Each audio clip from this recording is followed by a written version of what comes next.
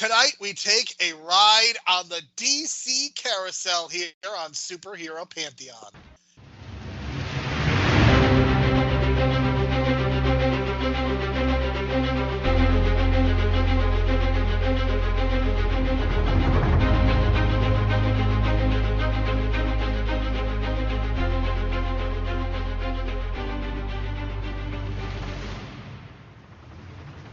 Hello, everyone. My name is Jerome and welcome back to Superhero Pantheon. Normally, we take one movie a week and decide whether it should be in the pile of shame, in the Pantheon, or somewhere in between. However, tonight, we are doing something very different. We are taking a group of Marvel movies, and none of them are really worthy of either the pile of shame or I think you meant Pantheon. DC movies, Jerome. DC movies. DC movies, yes. Tonight, we're going to discuss a group of DC movies that do not belong in either side. So we're just going to have brief conversations about all of them. I'm going to be honest. I don't think any of these movies warrant a full episode because they're either like mediocre, bad, okay, fine. None of these movies are really worth having a full podcast episode about, but we will cover all of them here on tonight's episode.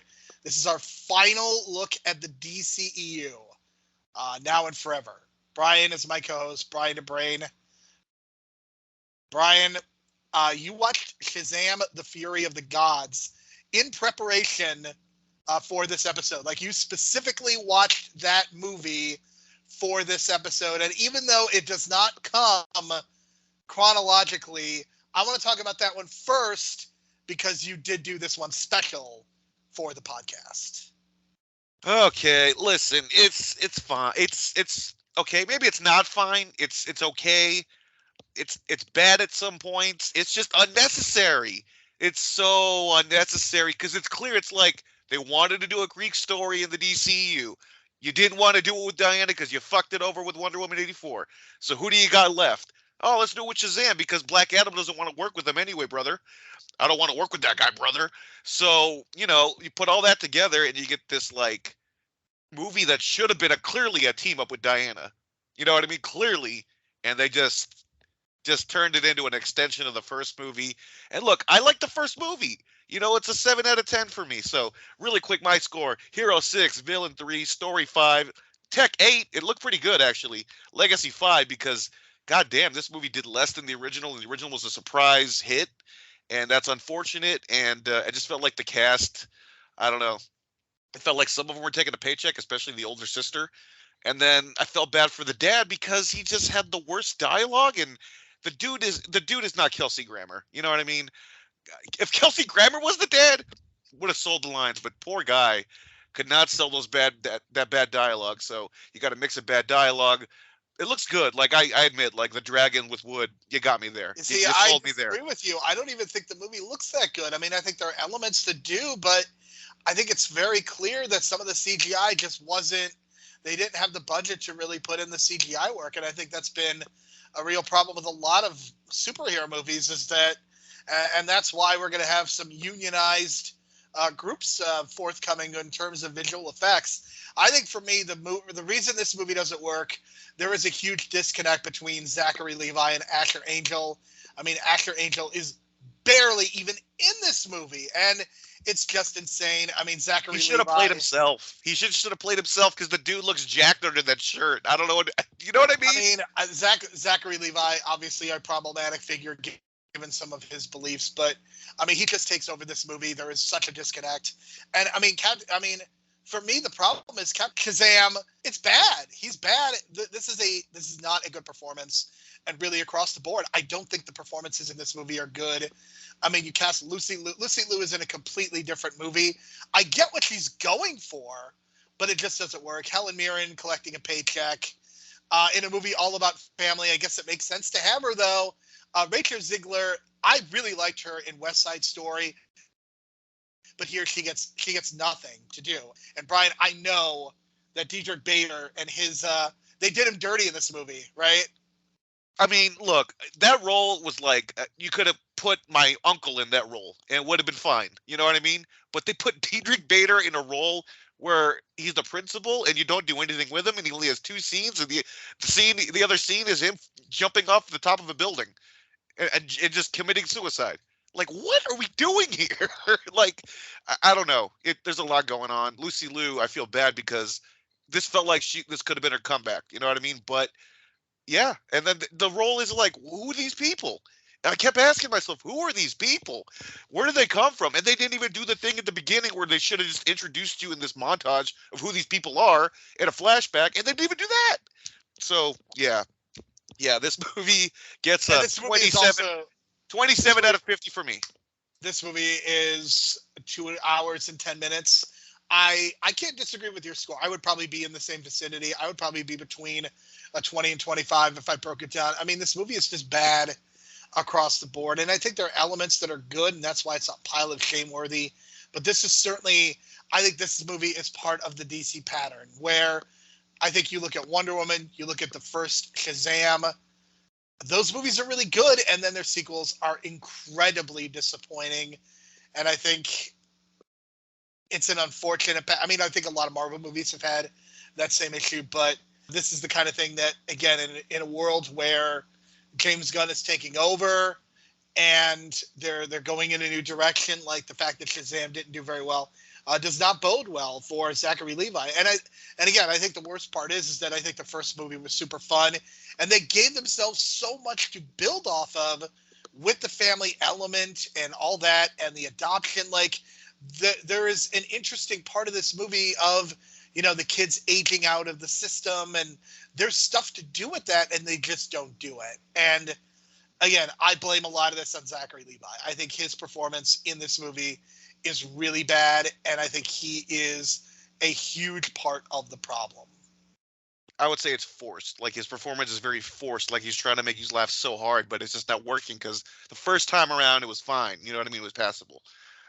Yeah, that's kind of where I'm at, and I think that's a perfect transition into Wonder Woman 84. And by the way, I'm just gonna say this right off the bat: my tech scores are gonna be 8 or higher, and maybe 7. But I kind of respect the whole look at the DCU, and I respect VX artists and stuff. So I'm not gonna go anything lower than a 7 or an 8 on any of these movies. I think the thing for me about Wonder Woman 84 is I remember being really excited after the first Wonder Woman. I thought that movie, the ending wasn't great, but like, what superhero movie ending is good? I think that movie did a tremendous job of introducing that character, giving us the feel of 1978 Superman, combining it actually really well into like the Snyderverse when that was a thing. And then 1984 just pisses it all away. And I think that the anticipation for me was, you know, this is a point when movie theaters are kind of open. We're going to put all the movies on HBO Max, which I think led to mixed results at best. It clearly got subscribers, but it also pissed Christopher Nolan off. So I think there really was that trade-off there. But in terms of this movie, just from the get-go, I was incredibly disappointed. I feel like the first 10 minutes where they put the focus on young Wonder Woman, I don't think that worked out at all. I think the tone of this movie is just all over the place. And the way that they bring Chris Pine's character back, it's really, really problematic, and it is not okay.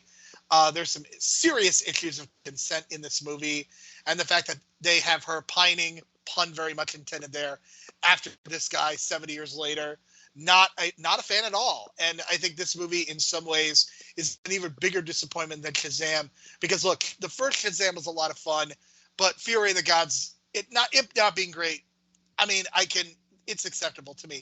Wonder Woman was really, really good. And again, they gave themselves a lot to build off of.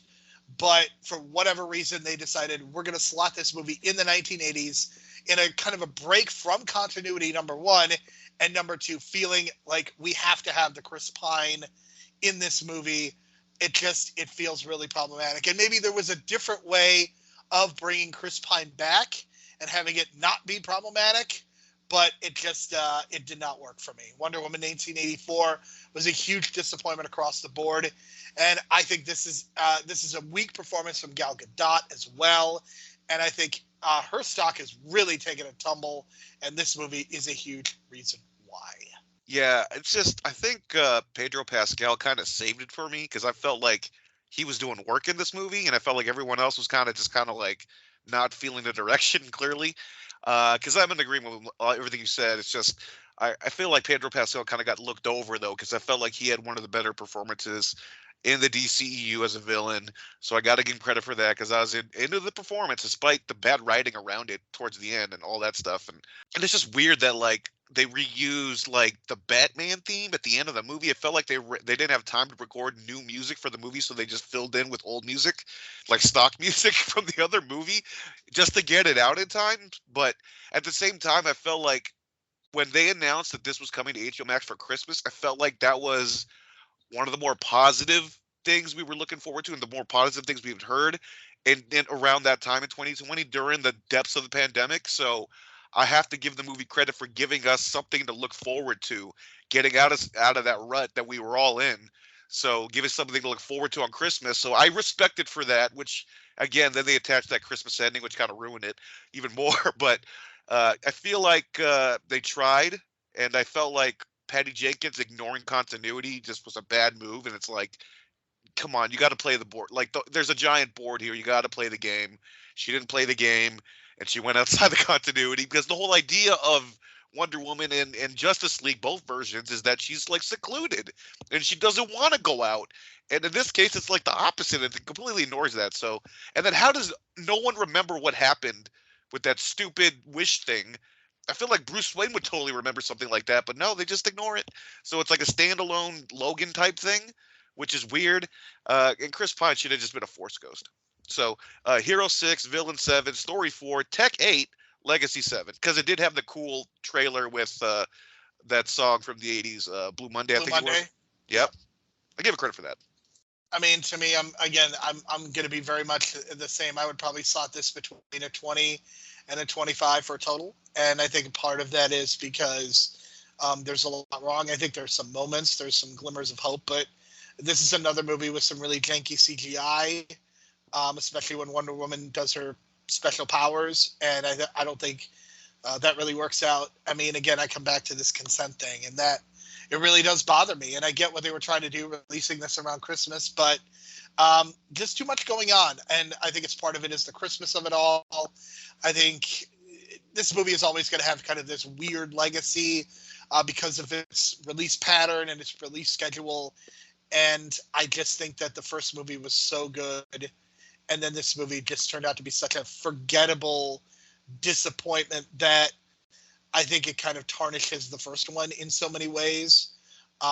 Because I think that first movie really does a lot, and this movie just doesn't work out, and it sucks. It really, really sucks that this movie, especially because yes, I think we have gotten better with representation for female superheroes, but especially on the DC side, it's still pretty light. And Wonder Woman 1984 just doesn't work for me, and it did not work for you. And yeah, it just turned out to be kind of a disappointment. Probably drives subscriber numbers, but the box office also not all that impressive. Speaking of unimpressive box offices, Brian, that brings us to The Suicide Squad, which is easily the best movie that we are going to discuss. For me, I think that this movie, if this movie had done better at the box office, if it had left more of a cultural footprint, I would have said this is worth discussing as a full episode. And I almost pushed for it, but I don't know, man. Like, I recall really liking this movie a lot, but it just there's a lack of stickiness to this movie. And again, John Cena as Peacemaker turned into a show which I really liked. I think it is an improvement across the board. I love the Harley Quinn sequences, even though they kind of feel like they're from a different movie. What they do with Joel Kinnaman, actually making you care about his character, is kind of impressive. I liked Idris Elba in his role. I think this movie has the best CGI and some of the best visuals. This is James Gunn's first movie in the DCU, first time as a director. I think he did a really good job here. I mean, he did a great directing job, and it looks great, and I love the music, and I love the way that the star looks, Starro, like when it goes giant kaiju mode, it looks great. But the thing is like I was just disappointed in the characters, man, and I'm not a fan of the Peacemaker character. I don't know what it is, but I'm just not a fan of these like redemption stories on assholes that you don't like. I get people love that redemption story. People love the Karate Kid show, Cobra Kai, and I tried the first 3 episodes of Cobra Kai, and I just can't because I'm not a fan of that blonde character by that dude. I just don't like that guy. He's an asshole. I don't want to root for assholes. I've grown old enough to not want to root for assholes, but I don't know. It is what it is. Because like the story, I don't know, it was more of the same. It was just more of the same. So that was the disappointing part. I think it was just like he could have came up with something different, but it was just another mission, and it should have just been like a series of missions. I think the one mission thing just makes it feel like the same as the other movie. So that's why I'm just kind of like, ugh, this is where we're going. It's just one story, and it's they're just trying to be fun and have fun with it, and I get it, but I don't know. It just felt like an experiment for James Gunn to have fun in DCU and see where he can take this. And he obviously took it to, being the boss. So in terms of the scores, Hero 6, Villain 6, Story 6, Technical 9, Legacy 8, and it's the high legacy score for me because look, this got him the gig to lead the DCU. He's the president now. Whether you agree with his decisions or not, what he's doing right now, it doesn't matter because that dude's going to make a Superman movie. It's going to come in 3 years, folks. So a lot of credit to this movie for what it did for his career. But overall, it's like I'd never like if I had to choose. Actually, I think I'd watch the first one more because I think that one is just more like you're out of your mind for this take. This is a bad take by you. Because like I don't want to watch John Cena do shit like that. So I think you're absolutely. I think John Cena just ruins this movie for me so much. Suicide Squad is a borderline pile of shame worthy movie, in my view. It still is, but I just don't want to watch John Cena in this role. So that's why Peacemaker, I pieced out after 3 episodes. I was rooting for the Eagle. Another bad take. Peacemaker. He's not the star of the show. I want the Eagle to be the star of the show. I mean, that's not no doubt about it. But in my mind, I think that the Suicide Squad is a significantly better movie in almost every conceivable way. I would slot this at like a 30 to 35. And for me, this is the kind of movie that I hope we get more of in the DCEU, one that's a little wackier, maybe not as obsessed with the continuity. I think that DC's best bet is to get away from the continuity. You are never going to recreate the Marvel Cinematic Universe because at this point, the Marvel Cinematic Universe can't even do it. So to me, your best bet is to just make some really cool movies, and that's it. That is where your focus should be at. And I don't know that that's the direction they're going to go in. Who knows what Warner Brothers Discovery is even going to look like in 3 to 5 years. James Gunn is, look, and I understand it, James Gunn is doing what's best for him. Like, he wanted to direct a Superman movie, so he literally took the head job and is like, you know what, I'm just going to do it myself. And part of me doesn't blame him, but I don't know that he's the right director for Superman. He's really good at Guardians of the Galaxy. He's really good at The Suicide Squad, but Superman is a completely different animal. It has a completely different tone. I don't know that he is the right choice for it. So that's kind of where I come down on it. But in terms of The Suicide Squad, this is easily my favorite of the movies that we are going to be discussing tonight. I think it does a really, really good job of making you care about the characters. I really like the visual elements. And again, there's a part of me that wishes we could have done a full episode, but given we want to kind of end this project in the year 2023, we had to make some decisions, and I would rather prioritize some of the other discussions that we're going to be having over this one. But yeah, I really like this movie. Yeah, look, for sure it's better than the first. I get you, but it's just in terms of like, I don't know, John Cena as an actor maybe just has total go away with. And again, I don't know what it is. Even the Fast movie he was in. Oh my God, I don't know. I would rather watch a John Cena movie over The Rock, and it's fitting because let's talk about Black Adam next. I would watch The Suicide Squad or Peacemaker over Black Adam any day of the week. I think Black Adam, again, I can't even say I was disappointed because Dwayne Johnson just doesn't do anything for me as an actor anymore. So I walked into this movie kind of with knives out, and this is just an unimpressive bore to me. Listen, I saw this twice in theaters. I like it I mean, it's fine, but the reason I saw it twice in theaters is because the first time I was, curiosity with my friend. Second time, my other friend hadn't watched it yet. I had just quit my job. I have AMC Movie Pass. I was craving popcorn and a slushie, so I said, "Fuck it, I'll just join you." So I joined him, and then I just kind of fell asleep towards the end because I'd already seen it. But I enjoyed the popcorn. But this movie really is like another example of like when you put The Rock in control, man. Look, I like Rampage because it's kaiju. You know what I mean? Uh, I think that one where he did Bruce Willis in the skyscraper, that was good. Some of the other ones are whatever, but I think this is like too much of this formula where it's like he's got to look so good, brother, in the movie that it's kind of like ruined it. I don't know. I feel like this movie he lost a lot of like pull and political pull in his like contract negotiations and things he can do because this kind of like I don't know. It was supposed to be this big movie. I don't know. Just The Rock is not the big actor that we think he is anymore, I guess. The fact And it's that he is unfortunate. going into Fast and the Furious, that he's going back to that franchise, the fact that he's going to do a live action Moana, the fact that he is even considering having another match with WWE, I think that speaks to where his career is right now. And obviously, a lot of it, I'm sure a lot of it has to do with the strike and like one of the actors is going to be going back to work and whatnot.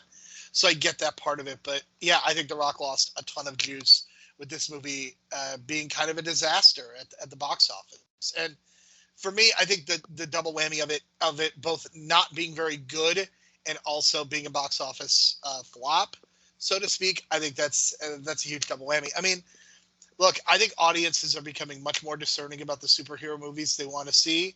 And this was kind of an early example of the tide turning against superhero movies. And it is a trend that we will talk about when we talk about the next movie as well. But yeah, I don't think you're saying this is a superhero movie does not equal automatic success. And for a movie like this, I mean, it's a really good example because again, I think this movie is a bore. I don't think there's anything that is actually that interesting about it. The Justice Society had potential. And look, if you're going to cast Pierce Brosnan as kind of a Doctor Strange type, like I'm going to be kind of into that. If this movie was about the Justice Society, or if it even was a TV show about them and you had Pierce Brosnan and Aldous Hodge and those people, I kind of probably would have been into it. But this is just not good, man. It's not good, and I don't know how you fix it. I don't know how you fix this, and that's probably why we're punting and starting all over again. And the whole thing about not wanting to work with Shazam, I get it. I get it. But at the same time, like pulling this random Justice Society thing out of your ass where they're supposed to have been in existence for like 30 years or something, 40 years, and we just found out about them. Like, I hate it when they do that shit. So the continuity, again, just not matching up, and it feels like a wasted opportunity. But visually it did look cool because I did like Aldous Hodge's Hawkman. That actually looked cool to me. When they did the Giant Man stuff, I was like, oh man, I just wish they kind of had the original dude. But it doesn't matter. So Hero 7, Villain 4, excuse me, Story 5. Because God forbid, I mean, look, they even hinted at Shazam, and they just didn't say the word Shazam, so it sucked. Tech 8, Legacy 7, because I mean the joke is that with they had Henry Cavill come back, make the cameo, and it didn't matter, and The Rock killed the DCU or blah blah blah, and that's kind of the legacy of this movie. So people are going to remember it, but they're going to remember it for kind of the shitty reason. All right, Brian, we have blown by these first four movies essentially. So let's spend a little bit of time talking about the Flash because Blue Beetle is not going to take very long. Oh, I didn't Let's see talk Blue about Beetle, so there you go. That's why I said it's not going to take very long because I'm the one that saw Blue Beetle. And let's talk about the Flash. So coming into this movie, I think there was a lot of stories surrounding it because Ezra Miller is a piece of human garbage, and I think it is morally reprehensible that DC even released this movie. So I think from that perspective alone, aside from the quality of the movie, I don't think this movie ever deserved a release. It is especially galling that this movie was not released while Batgirl was put on the shelf, especially when you have two directors who directed a Bad Boys movie and directed the pilot and the final episode of Ms. Marvel. I think it is genuinely disgusting that Batgirl gets shelved while this movie was able to be released. And I think the way that DC marketed this movie was also pretty reprehensible because they didn't want to put Ezra Miller out there. They basically framed this around Michael Keaton's Batman. And then when the movie doesn't do well, because you and I are going to care about Michael Keaton, are people younger than us going to care about Michael Keaton as Batman? I don't think so. I genuinely don't think so. And they tried to dress it up with Ben Affleck as Batman. They put all this CGI into it. Like you have the you have the CGI Nicolas Cage as Superman. You put Christopher Reeve in this movie. I think this movie has a lot going against it. But the fact of the matter is, I think this movie is really, really bad. It is borderline, in my mind, pile of shame worthy. And the only reason that it isn't is probably out of respect for Michael Keaton. And I think there are a couple of good things that they do in this movie that are totally without value. But for me, this movie was an excruciating experience in the theater, starting with the stupid CGI babies. Awful, awful, awful, awful stuff. Oh boy, I'm on the total opposite spectrum, man, because I love this movie a lot.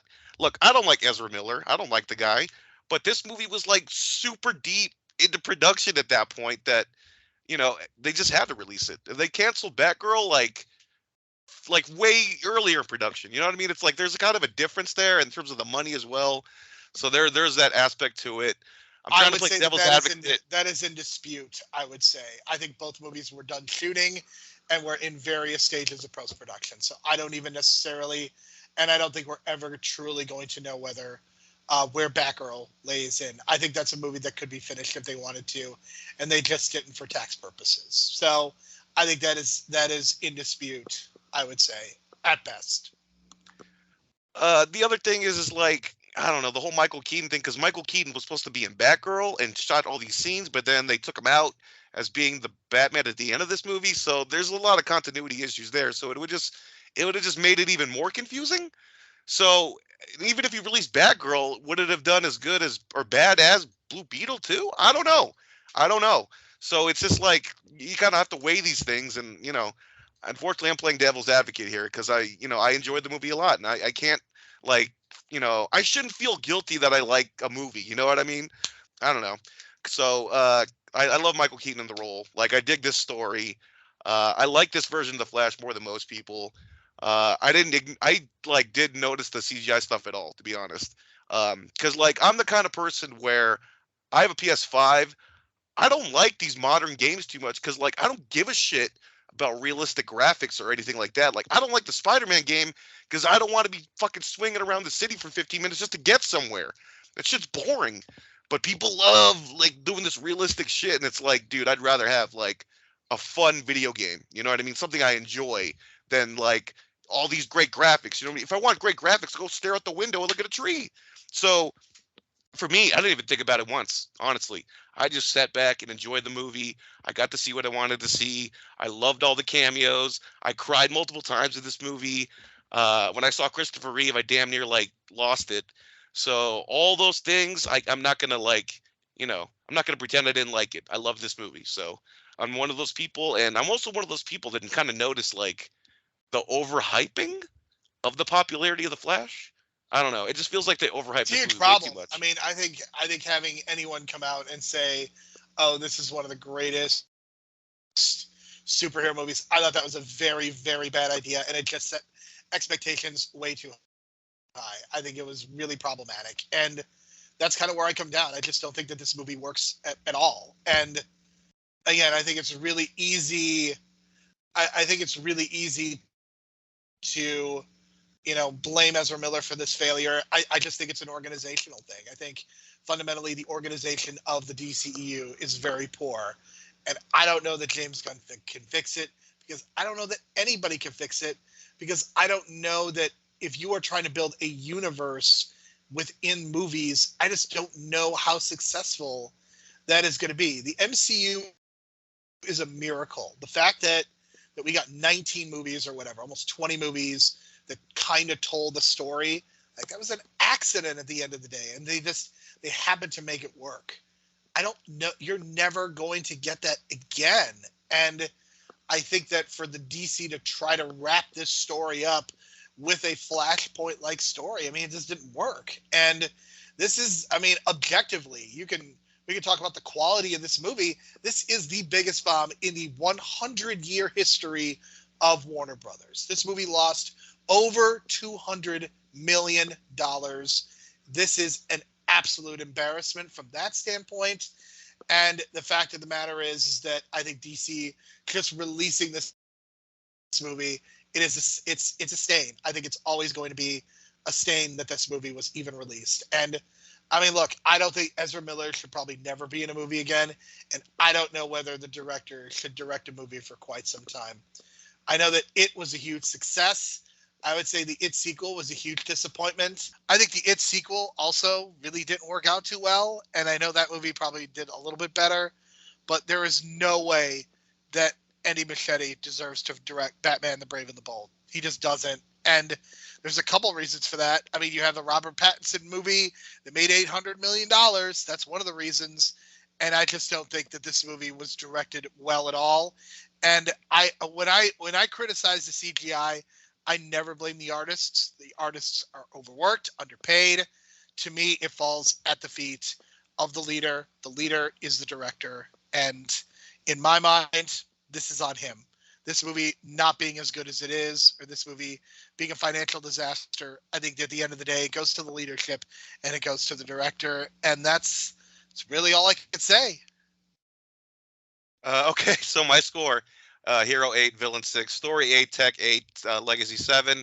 And the Legacy is kind of like a mixed bag because I think we're going to be talking about this, good or bad, for a long time. And we're going to see where the cards fall because I don't know. I still see people online tweet positive about this movie, and it's not like a rotten movie. There are some people that undoubtedly like this movie, but I don't think it is never going to get a critical reevaluation like other movies because of the Ezra Miller thing. It's just not. I just don't think it is. And I mean, I look at a movie like Babylon, which is not a superhero movie, but that bombed horribly at the box office, and I think it came out kind of at the end of last year, and people, I think, really liked that movie. And I think there was some hatred because it's really long and kind of obnoxious, but I already feel like that movie is going to get a critical evaluation.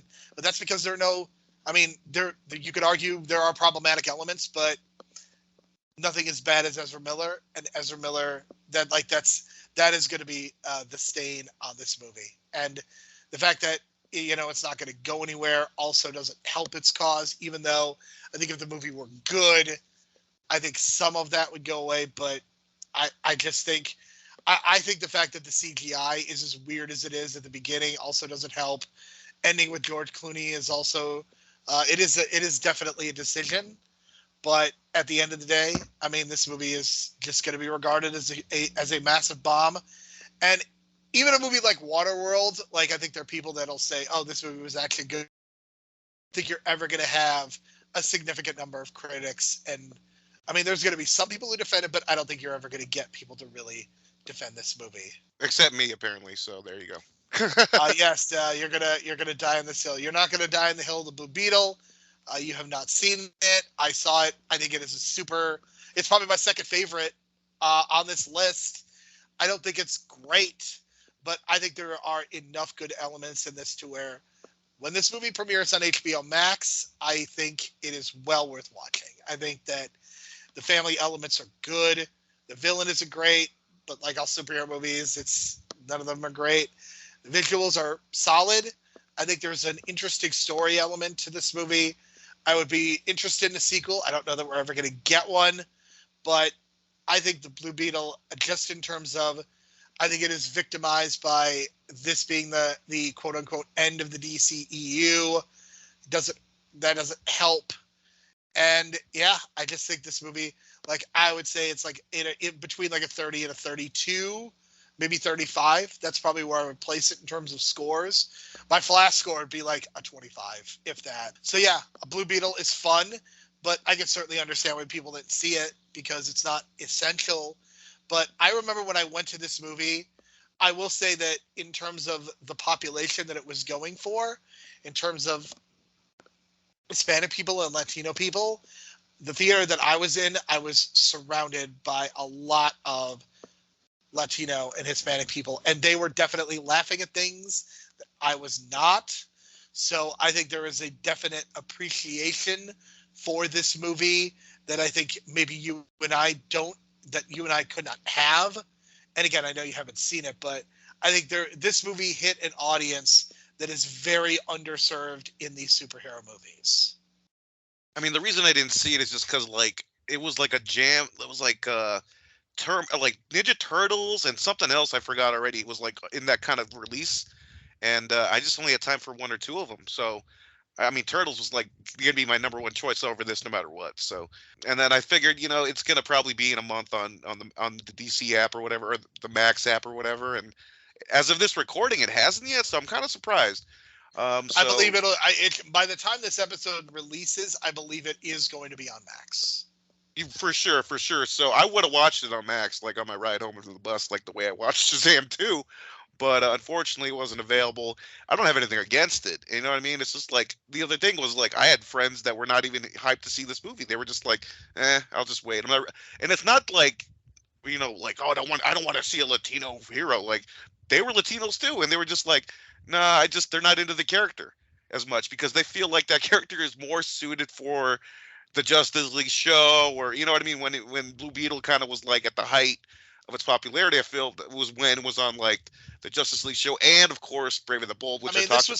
This was supposed to be a straight to streaming movie, and they turned it into a theatrical release, and I don't think that was a smart idea at all. And I mean, again, DC has made a lot of really stupid and terrible decisions, and it kind of sucks. Yeah, it's unfortunate, and I mean, from what I understood, it was supposed to be the start of the new DCEU, but apparently that's not. So I don't know how these, I don't know. I get don't out even know like what does that even mean at this point? Like, what is that even going to look like? Because, I mean, we still Well, have apparently that's Aquaman too, because that's still coming out, and I guess appropriately comes out around the same time, when we finish this journey. So there's a lot of weird timing going on. Aquaman made almost $1 billion. I think this movie domestically will be lucky to make $150 million and 500 worldwide. Well, I got to look at the competition because there's also that kind of thing. And look, the competition is weak, I will say that, but I don't think that people don't want to admit competition is a thing within box office, but it is. And sometimes you got to play the game. It is, but I think that Aquaman specifically is going to have the issue of, I think there's an Amber Heard element of it, kind of on both sides of the fence. I think that there's no Willem Dafoe in this movie. I think people are over superhero movies, and the things that it has going for it in terms of blockbusters. This is a very, very weak winter. This is the kind of movie that maybe starts out slow and builds over a few weeks. So I think there is that possibility. Again, there's no Avatar, there's no Star Wars. This pretty much is the biggest movie of the Christmas season. And I think if it's a fun romp, like, I could see it. This is the kind of movie that I think the reviews are going to really be important. Because if this movie gets like a 75 to 80%, if people really like it, if it's crazy and wonky like the first one, I could see people being into it. But if this movie is middling, if it's in the same range in terms of like a 50 to 55%, and it's middling and kind of has the same feel of a Shazam sequel, I just don't think that that's going to work. They just want to release it. You know what I mean? At this point, they just want to get it done and not release any movies in the DCU for a long time. Long, long time. I don't think anything. Oh, God, Joker 2, but I don't want to watch that. I'm not a Lady Gaga fan, so I guess I'm not going to watch any DC movies for the next 2 years after Aquaman 2. So we'll see what happens.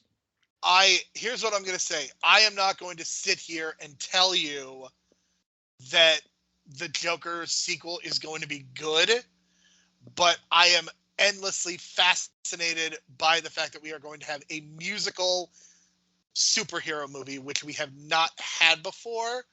And I really liked Lady Gaga in A Star Is Born. So I am fascinated. And again, I hated the 2019 Joker. And I'm still not super excited for it, but I am actually intrigued by it, and that's kind of where I land. But Aquaman 2, there's my enthusiasm is minimal, and to be fair, my enthusiasm for a lot of superhero movies has gone by the wayside. And Brian, let's face it, that is a good place for us to end this project. We've got a few more episodes to go, but the fact that I am feeling this malaise, and I think you're feeling it too, this is a good place to end it.